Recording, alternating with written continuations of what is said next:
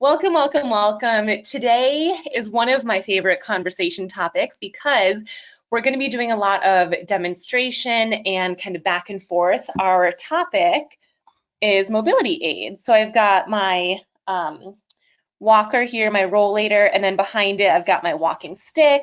And so we're going to be reviewing mobility aids for obviously improving your mobility, but also improving your strength and your balance. And we're going to review some pros and cons, which one to use, when to use it, all that good stuff. So I hope you are ready and excited for a good conversation tonight. So again, our topic today is assistive devices.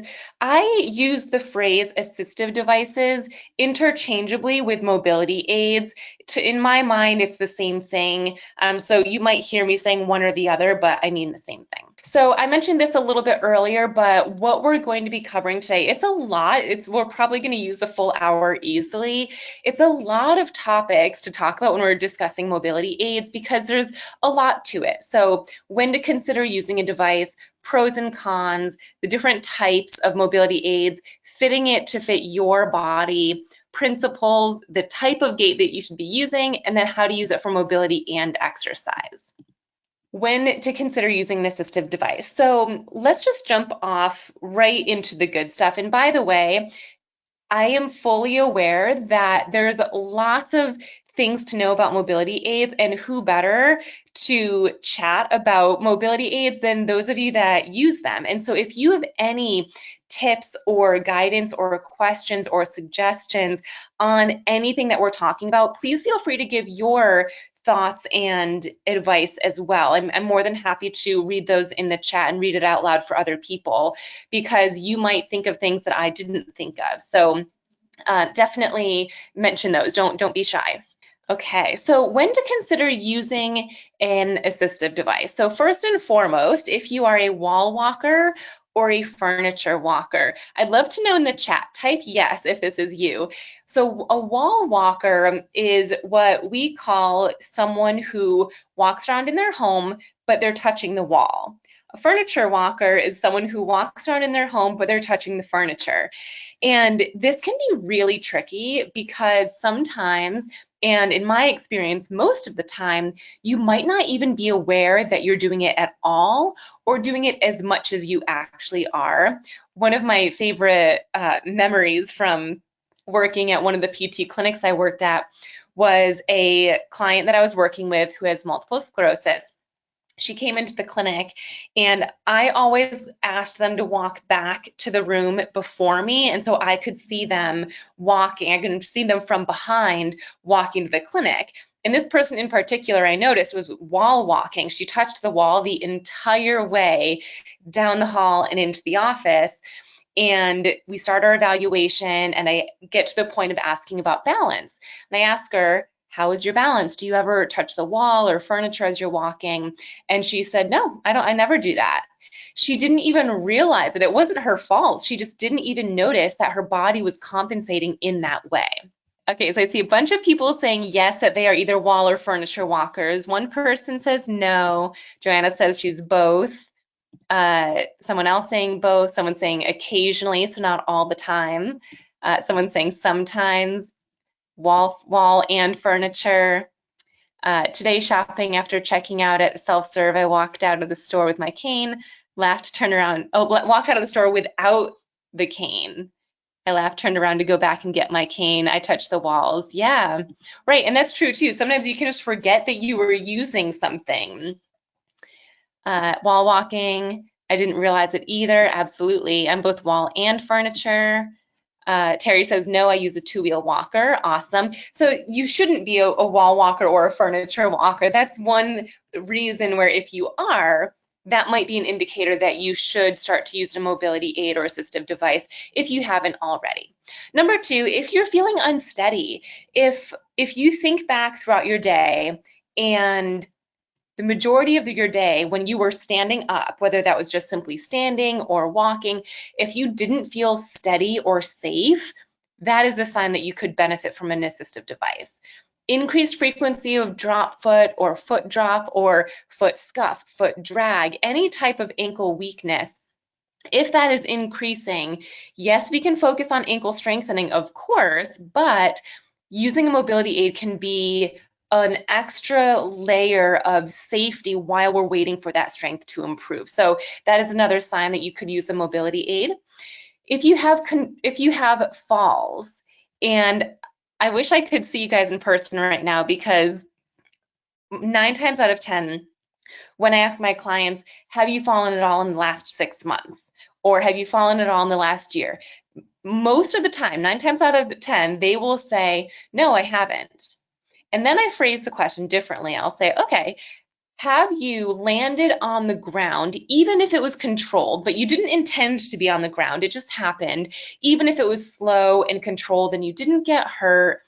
And I'll say, how often has that happened? And almost everyone will say, oh, that's happened at least once.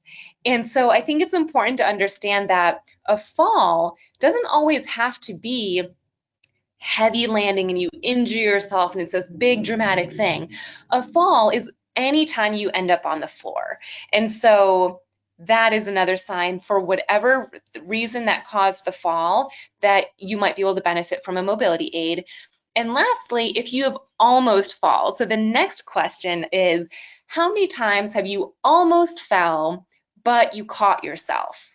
Whether you caught yourself from taking an extra step or reaching for something or holding on to someone, you caught yourself. If you're having more almost falls, that is another big sign that you could benefit from using an assistive device.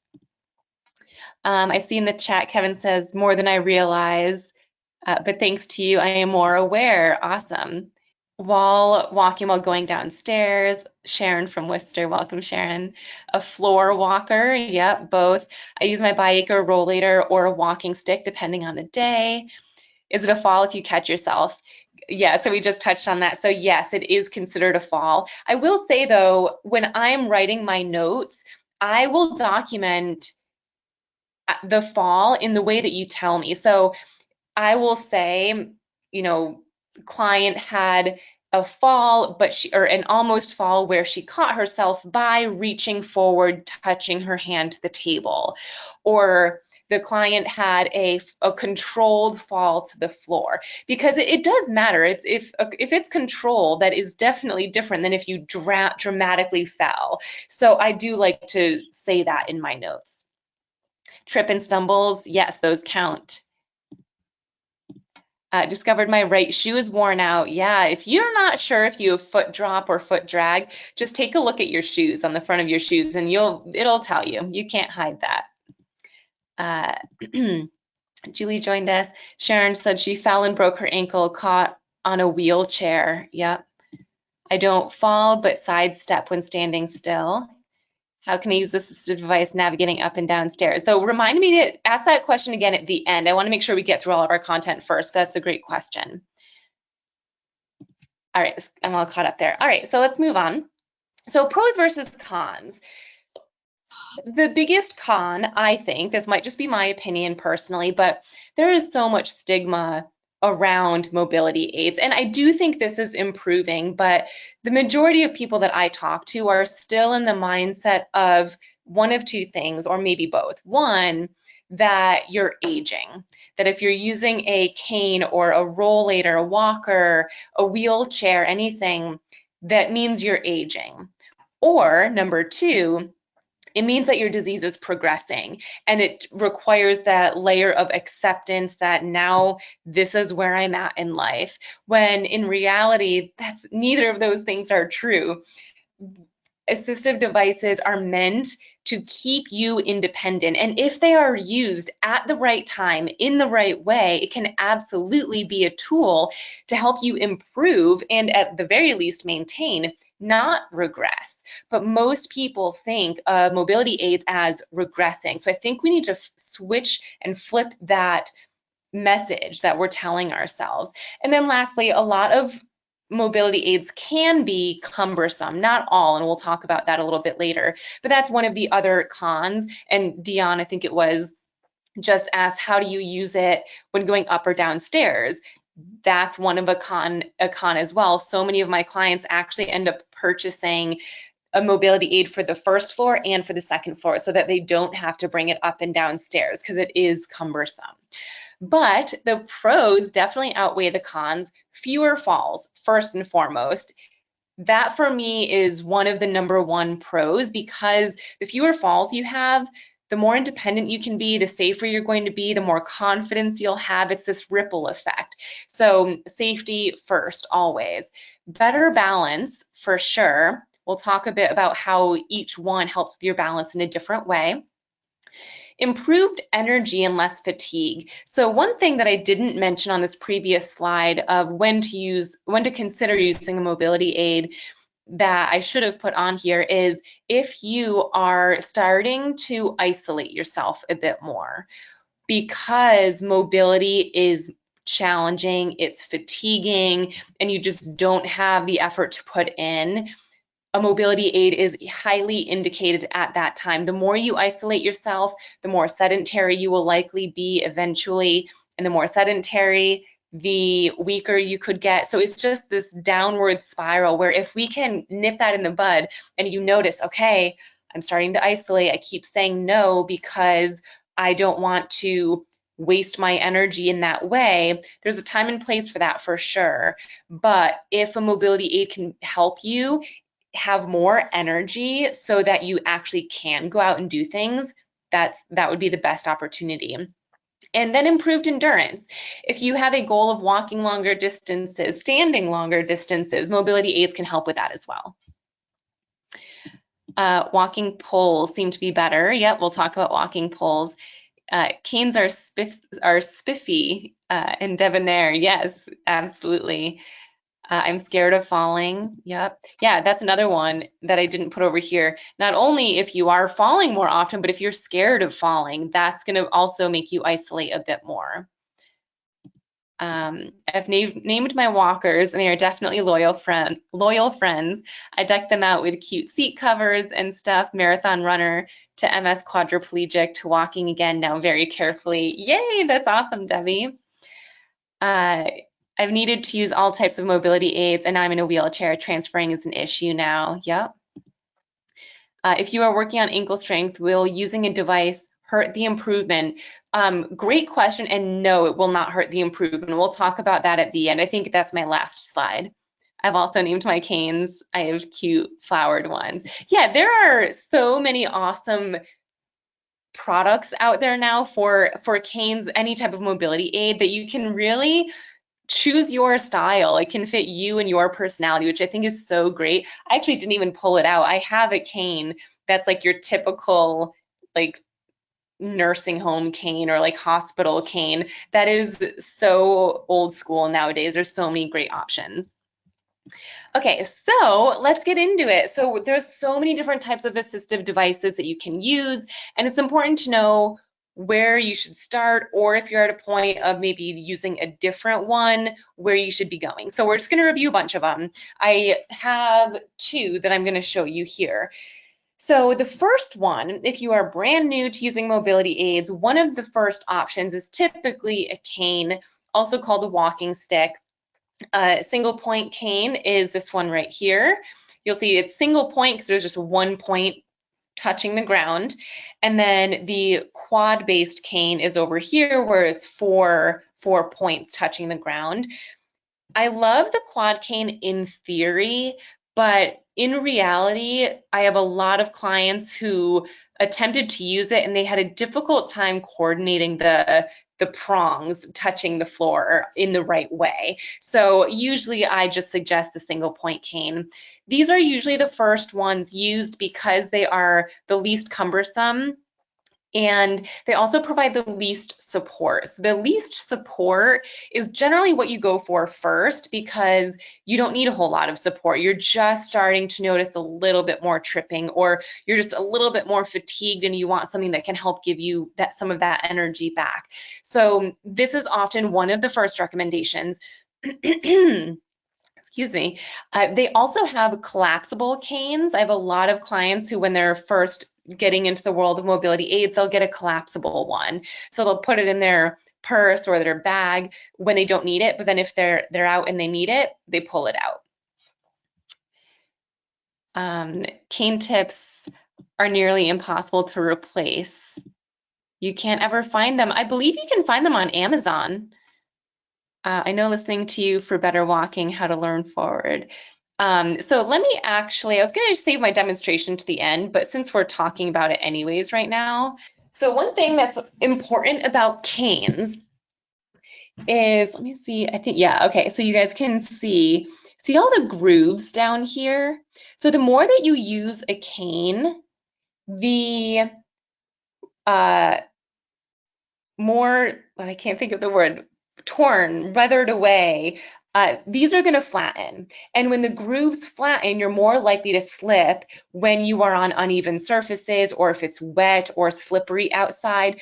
So one thing to know with a cane and also trekking poles, which we'll talk about next, is you have to do frequent checks on your cane tips. You have to make sure that they have the nice grooves that are supposed to be there.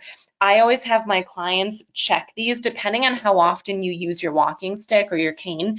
I always have my clients check them at the beginning of every season, because if we're approaching winter and it's slippery outside, it's snowy or icy, and you don't have grooves, you're going to be in a real pickle, a real dangerous situation. Or if it's springtime and everything's melting, you know, there's so many different situations where if you don't have those grooves, it can be tricky and dangerous. But usually you can get these on Amazon, I'm pretty sure, if you can't find them in person. But I know that around me, you can find them at CVS or Walgreens. Debbie says, agreed, single point is more stable for me. Yeah, Nova brand are super stable, great foam handle, inexpensive, and lots of designs. Amazon for about $20. Awesome. I'll share that with everyone. So that was the Nova brand.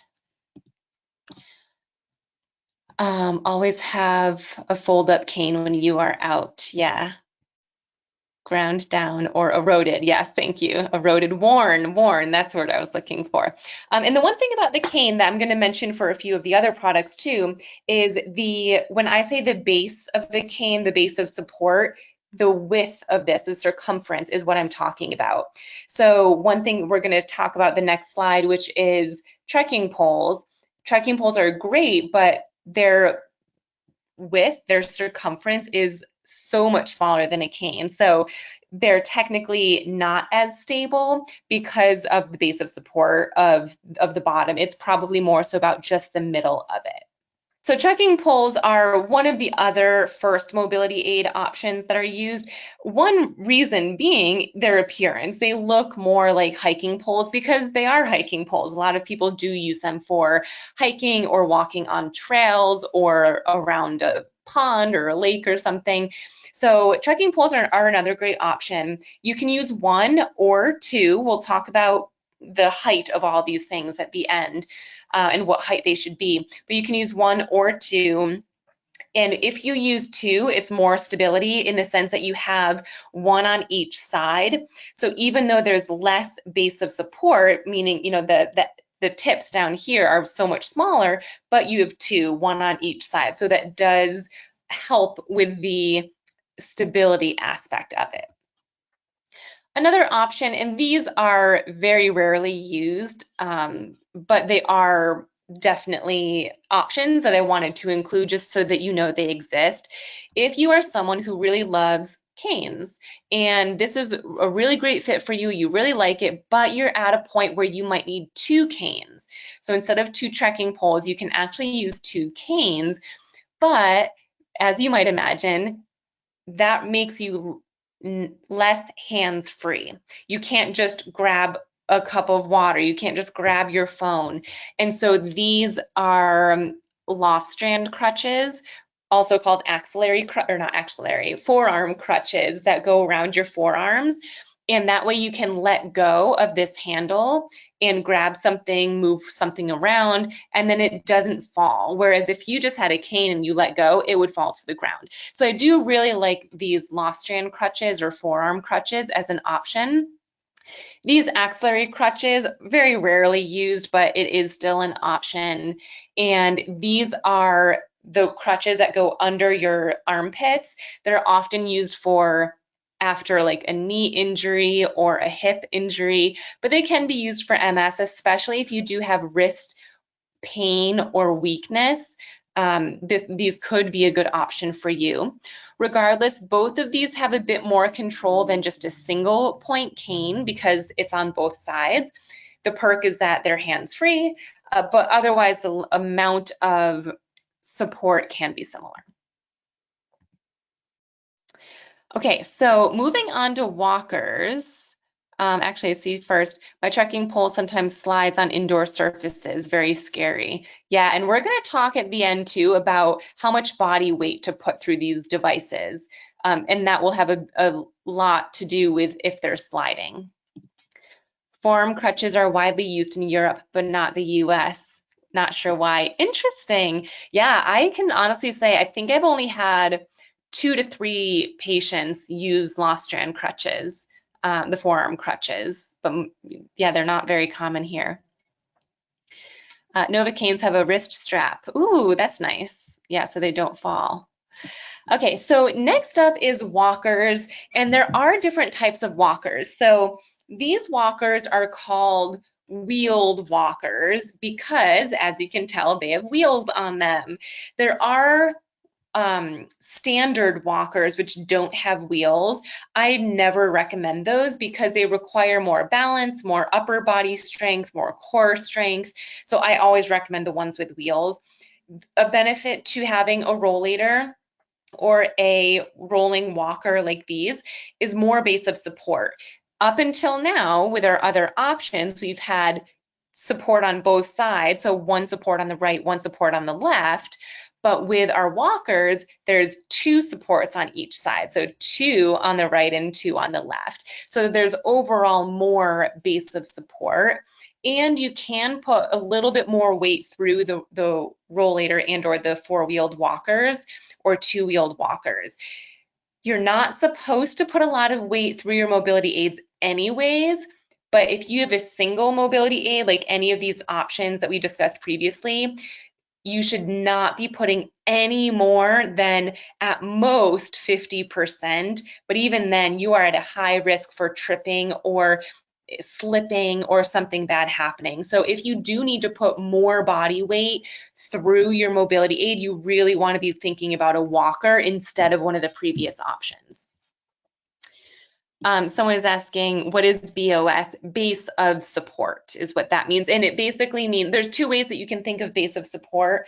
One is this width is base of support, but another way that you can think of it is how wide the stance is. So you just standing has a base of support of about whatever distance your hips are.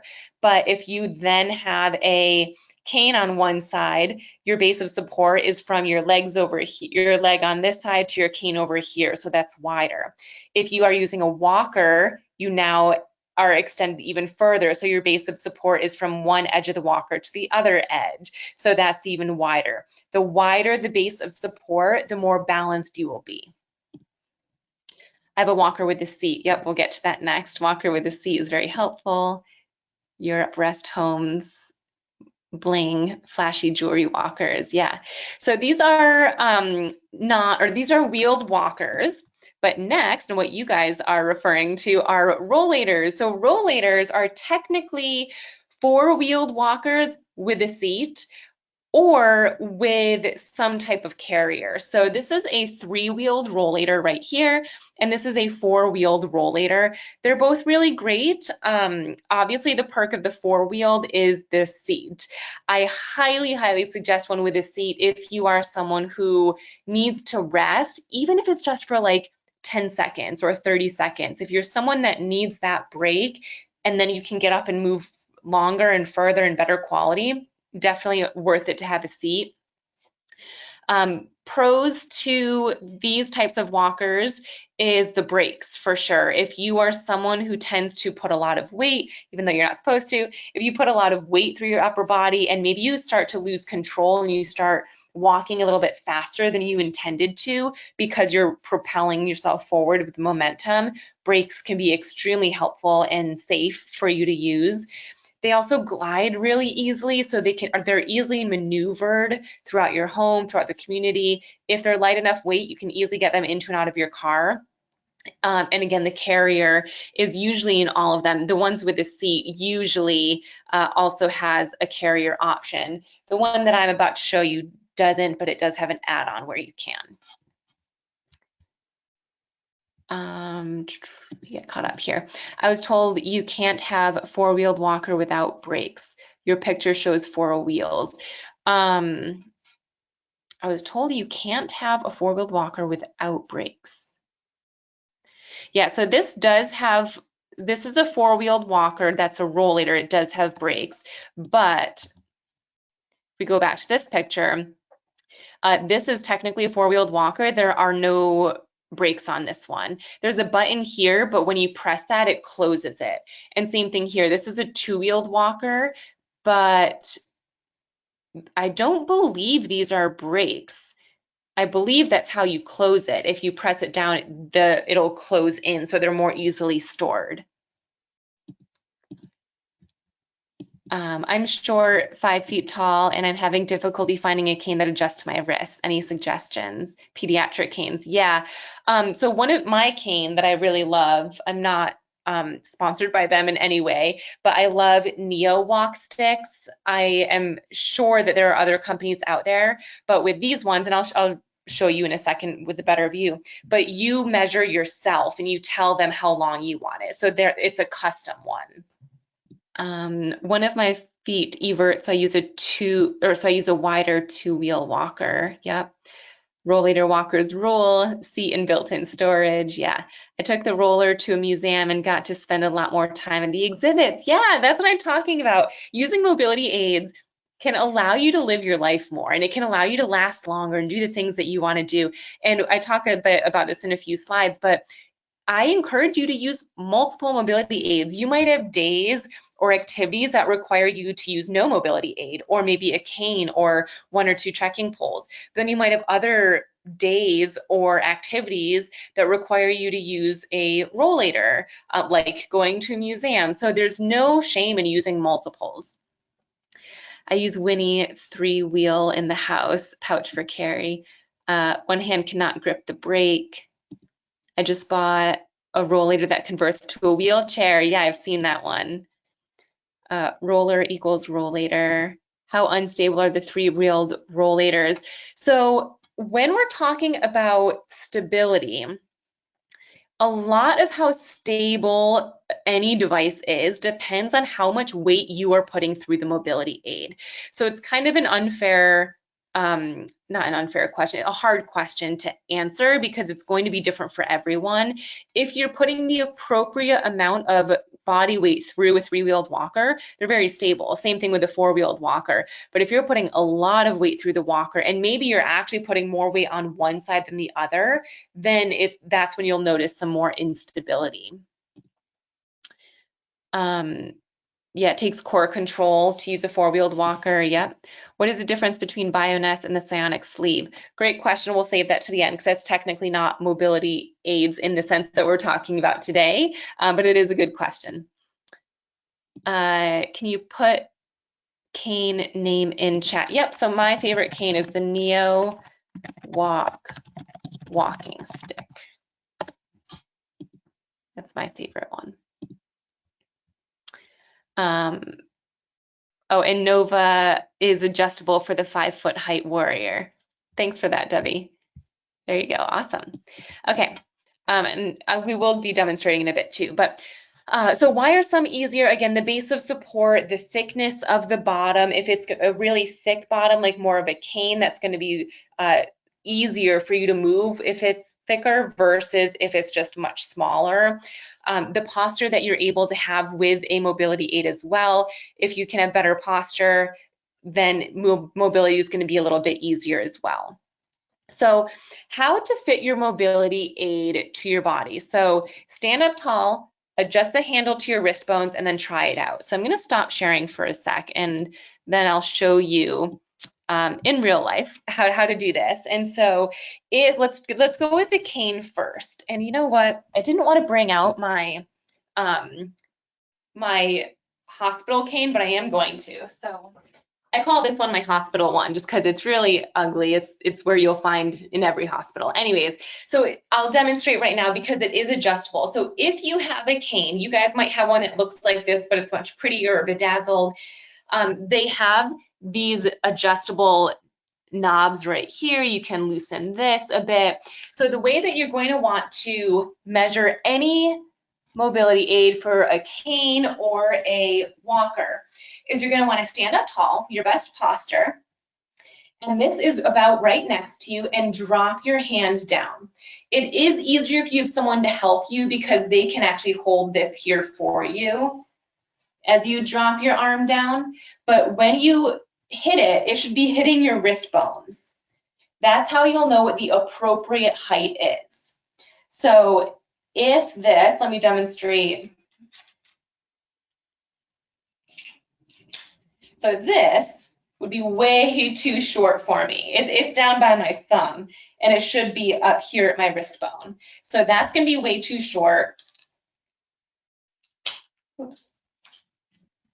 This is going to be way too tall. Again, it's up here. It should be down at my wrist bones. So everyone's going to be a bit different, and also pay attention to, I forgot where it was initially. There we go.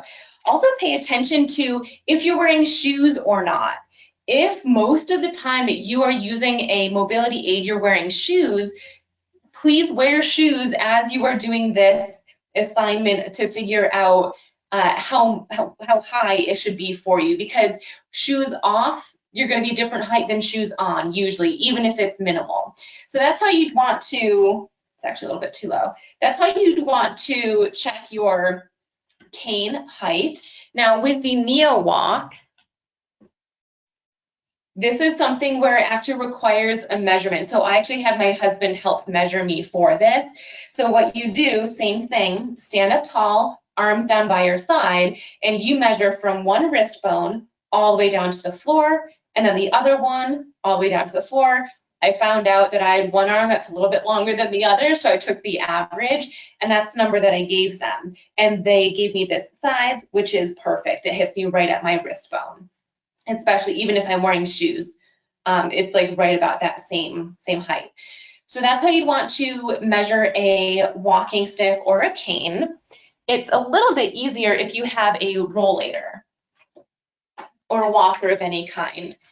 So, and I'm curious, if you've ever used a rollator or a cane and they just gave it to you, they didn't tell you how to use it, how to measure it to you, let me know in the chat box. But it's the same idea for this. So you stand up, down, kind of bang your wrists against it, and they should be hitting you right at your wrist bones. So if it's too high, you lower them. If it's too low, you'd raise them. Now, one final thing I want to say about the appropriate height is that this is where you should start. But if you have been using a rollator for years and years and years, and after tonight, you test it out and you realize, oh my gosh, this is not at the right height for me. So you adjust it and you start using it, and you feel so off balance, or you feel like you're hunching over, or like you're extending, or something's happening where you are not as safe. Please go back to the way that you were using it before. This is how it's supposed to be fitted to your body, but your body may have adapted to using something at a different level. So the main goal is safety. So if I'm suggesting that you have it at your wrist bone, but you feel more unstable or worse posture, don't have it there. Similarly, if you fix it to the right height, but it hurts, maybe it hurts your wrist or your elbow, you're not used to it, again, go back to the way that you were using it before. According to the way that I just demonstrated that you should measure, that should be best for your body, but everyone is different, especially if you have been using it differently for years and years and years. But you know, it goes both ways. I've switched it for some of my clients and they love it. They don't know how they've been walking in a different way for so many years, but then other clients didn't like it at all. So it's really individualized. Do you measure walker the same way? Yes. I know I, for one, is very seldom in my best posture. Yeah. So ideally, you would be in your best posture, but you wouldn't want to be in your worst posture. So if you generally don't have great posture, do the best you can when you're sizing, because if posture is something you're working on, but you sized it when you're all the way down here, then when you improve, it's going to be way too low, which if you have an adjustable thing, no big deal. But if it's not adjustable, then you're going to have to order another one. When I adjusted my rollator to the wrist bone measurement you described, it was too short. Maybe my arms are long. I had to raise it 2 holes to be comfortable. Exactly. That's a perfect example of what I was just saying. Start there, use that as a starting point, and if it feels too low or too high, adjust it to a point where you feel safe. Oh, so trekking poles, it can be adjusted in one of 2 ways, and it's really personal preference. I keep meaning to order trekking poles. I don't have them on me, but I'll demonstrate the 2 ways.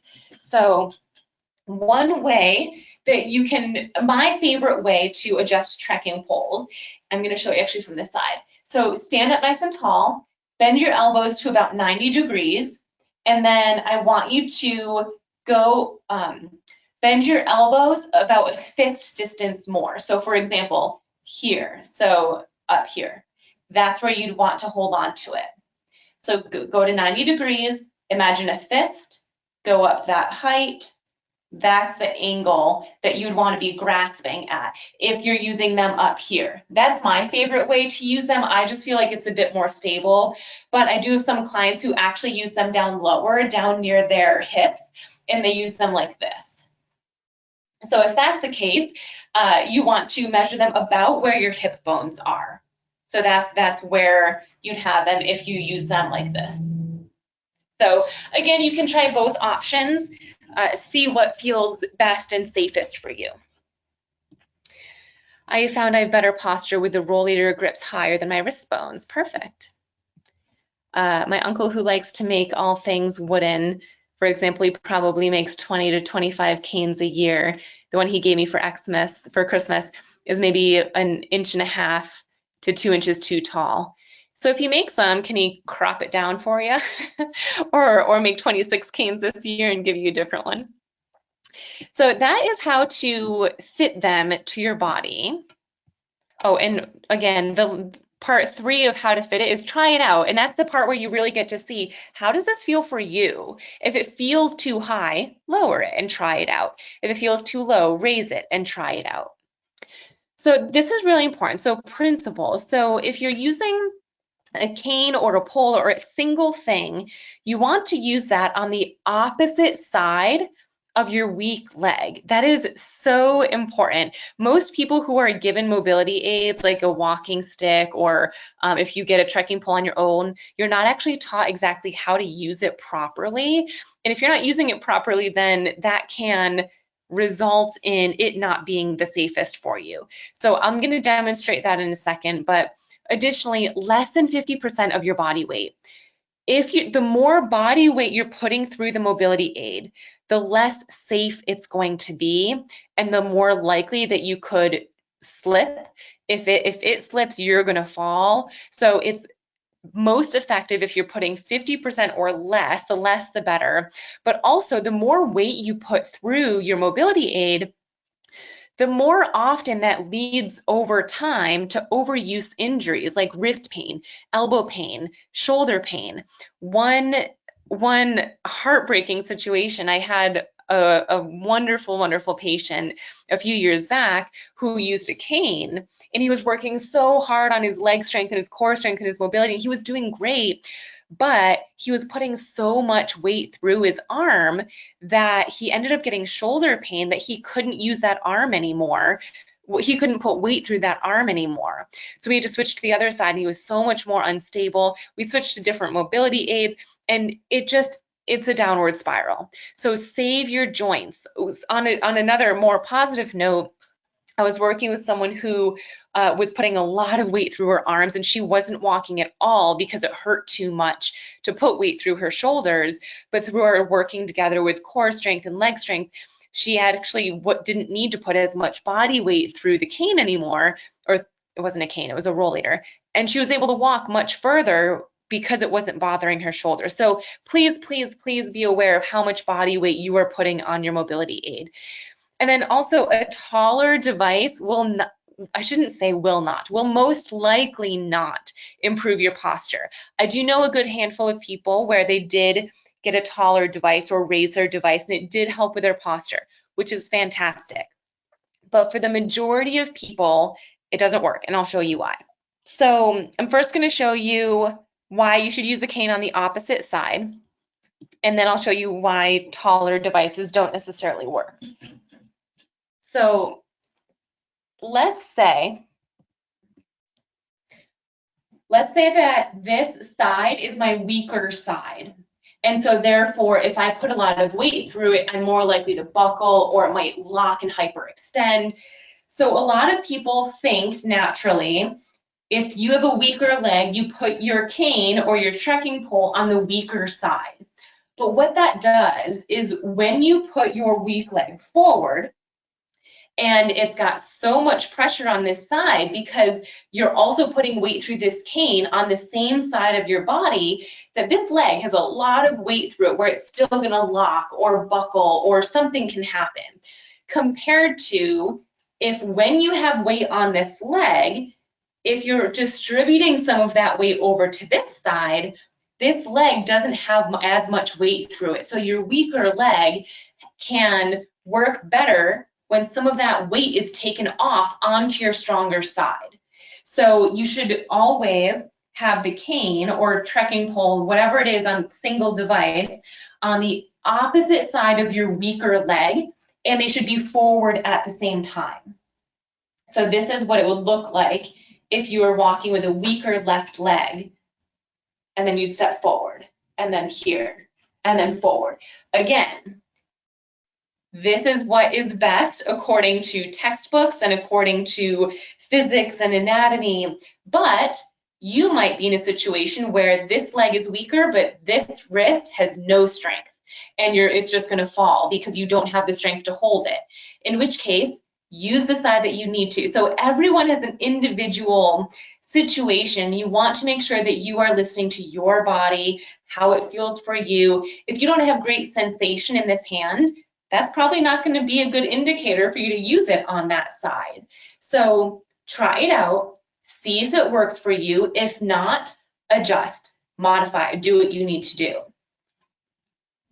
Now, we also talked about, excuse me, we also talked about the fact that having a higher device, raising it up higher, most often will not improve your posture. A lot of my clients think, let me show you. 1, 2, 3, 4, 5. There we go.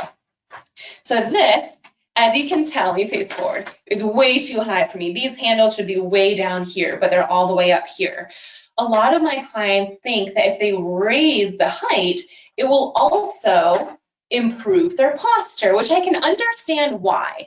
But in reality, if your posture is less than ideal due to weakness or tightness of muscles, raising the handles might help temporarily for about 10, 20, 30 seconds, but most of the time, you're just still gonna have poor posture with higher arms. I even have some clients get that they have devices, forgetting what they're called, but the arms are like way up here, and they think that it's going to improve their posture. Sometimes it does, but most of the time you just look like this. It's still that slouched posture or hinged posture, but your arms are still up here. So we had a whole webinar on posture. I won't get into it right now because it's a whole topic on its own, but if it's a posture thing, I highly suggest you don't necessarily raise the handles, but instead you do the appropriate strengthening and stretching for flexibility exercises. Okay, how are we doing on time here? Will you be talking about cyanic neural sleeve? I can. I'm crying. I feel so validated. Good. I'm so glad. I started using a walker a few months ago, and now my posture is really bad. Yeah, I mean, it's really easy for posture to worsen when you're using a mobility aid, especially if you're not focusing on it. So incorporating those intentionally into your exercise routine can be really helpful. Tips for walking poles. I have much more control when walking and can hold the poles lighter on good days with the following method. Hold the pole in your left hand, then you put your right hand through the strap.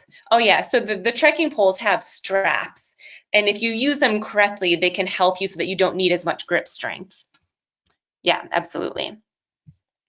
Okay, so cyanic neural sleeve, I have not tested it. I have not seen it in person. I have talked to the founder of it to get a grasp on what it is, how it works.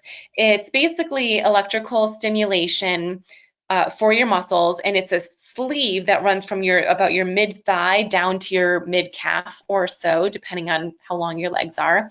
And it's geared towards improving foot drop and bending the knee, which are two of the biggest causes of difficulty walking, specifically for MS. So again, I don't have any feedback yet from anyone who has used them. I do have several Missing Link members who purchased them. I don't know if they received them yet, so I can give you feedback once I hear it, but I don't have any as of right now. So my final slide, final thoughts. So AD or assistive device can be used for mobility and or exercise. I may have told you this to you guys before, but so often I will use a mobility aid for my clients when we're exercising that don't normally use a mobility aid. I will use walkers with people who don't normally use any mobility aid, not even a cane or a trekking pole, because when you're using a mobility aid or an assistive device, it takes balance out of the equation. So if we're really, really trying to hone in on the strength that you need to walk or to climb stairs or to stand up out of a chair, if your balance is so off that you can't effectively strengthen, let's take balance out of the equation so that in a standing position, you can strengthen to the maximal level because you're not worrying about balance. So I love using mobility aids for standing-based exercises. And additionally, using one doesn't mean that your disease is progressing. Again, I like to use them as early as possible because you can get more out of your exercises when you're actually using your muscles in the right way, which is what mobility aids can help with. And as always, if you are not already on this specific email list for Moving with MS, these virtual series, every now and then, if we get a lot of questions on something, I will put some of the key takeaways on this page, and so you can register for those here. So it's missinglink.com/moving with MS. We do have a few minutes left, 4 minutes left. Like a TENS unit, yeah, so without getting too much into it, yes, there's electrical stimulation devices. Some of them are TENS, transcutaneous electrical neural stimulation. Others are NMES, neuromuscular electrical stimulation. Some of them are direct current, some are indirect current. There's lots of variabilities. But yes, the cyanic neural sleeve uses electrical stimulation to bend and lift those muscles. Yes, thank you. The stairs. So I don't have stairs in this room, so I can't really demonstrate. But if you have a rollator, if possible, I think the best suggestion is to have one upstairs, one downstairs. That way, if you don't need both all the time, whichever floor you're on most of the time, have your good one there, but you can find reasonably priced ones that you could just keep upstairs in a different room. That is going to be safest. Rollators are really challenging to bring up and downstairs, even if they are lightweight. This one I have back here is super lightweight. It's 8 pounds, I think. So it's really light, and it's great to put into and out of a car, but stairs is just really challenging. Canes, again, you'd want to use the same technique as what I demonstrated with walking. So on the opposite side of your weaker leg and forward at the same time as the weaker leg. So let me see if I can demonstrate this without stairs. We'll have to use our imagination. So pretend there's a stair right here. So we would put our, so you want to go up with the good and down with the bad. So as you're going up the stairs, you go up with your good leg first. So you'd put your, so you'd put your strong leg up here, you'd step up, and you can push off your weaker leg and the cane, and here. And then same thing again, step. So that's how you would do that. To go down, you want to go down with the bad leg first. So you reach down with your weaker leg and the cane. So you come down and then step, down and step. So the cane should always be on the same side as the weaker leg. And for stairs, again, you're going up with the good leg first, down with the bad. I always learned it as good people go up to heaven. So go up with the good, bad people go down to hell. So you go down with the bad leg first. What is the difference between the Sionic sleeve and Bioness? So again, I don't know a whole lot about the Sionic neural sleeve. I believe the Sionic neural sleeve uses direct current and the Bioness uses indirect current. That could be one of the differences. The Bioness also has two different options. One option is just a cuff around the calf area, the shin, right below your knee, and that will only help with lifting your ankle. Whereas they have another option where it's that plus a thigh strap, and that is geared towards lifting your ankle and bending your knee. So that one, I imagine, would be pretty similar to the Sionic neural sleeve in the sense that the Sionic neural sleeve is designed to bend your ankle and bend your knee. However, I imagine that the Sionic neural sleeve has, from what I've seen, it has more points of stimulation. So maybe that one would be more effective potentially because it's stimulating more muscles than the Bioness. But again, I'm not really sure. I've ordered a Sionic sleeve and it will take 8 weeks from the date of a doctor's prescription for the device. Yeah, it takes a while. Should I not be touching the wall when walking downstairs? If you need to touch the wall for safety, absolutely touch the wall for sure. But again, oh, I forgot to mention this. Well, I mentioned this, I just didn't demonstrate it. Pay attention to how much body weight you have. Whether you're touching the wall or your mobility aid, I want you to ask yourself, as you're using any mobility aid, let me demonstrate this. If you are using a mobility aid and you are putting a lot of weight through it, again, not only are you putting so much pressure through your, I immediately feel this in my shoulders. You're putting a lot of pressure in your shoulders, your elbow, your wrist, but if it starts going away from you, you're so much more likely to fall versus if you can get more weight through your legs, and this is just here for safety, you're so much more likely to have more control. But similarly, if you are holding onto that wall for dear life and you're putting a lot of weight through it, if your hand slips, you're going to fall.